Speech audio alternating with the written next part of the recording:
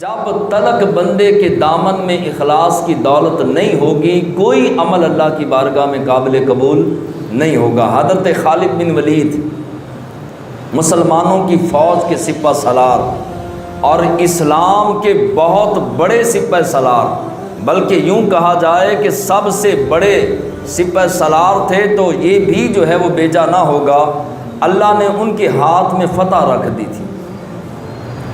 6 بندے لے کر یا 10 بندے لے کر 40,000 کے لشکر میں گھس جاتے تو فتح لے کر واپس آتے۔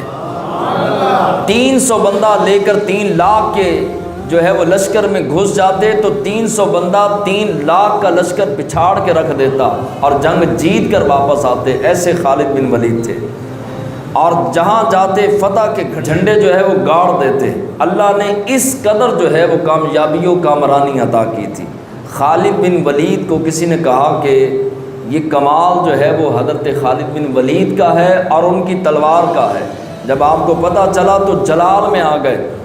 یہ نہیں کہا کہ بالکل ٹھیک ہے، میں محنت کرتا ہوں، میں میدان جنگ میں دشمن کے سامنے ننگی تلوار کے ساتھ سخت گرمی میں روزے کی حالت میں جو ہے وہ 24 گھنٹے میں جنگ کرتا ہوں، واقعی میرا کمال ہے یا میری تلوار کا کمال، بلکہ جلال میں آئے اور آ کے فرمایا وجہ خالد بن ولید نہیں، وجہ اسلام ہے، اسلام حق کا دین ہے، اس لیے اللہ مجھے فتح عطا فرماتا ہے۔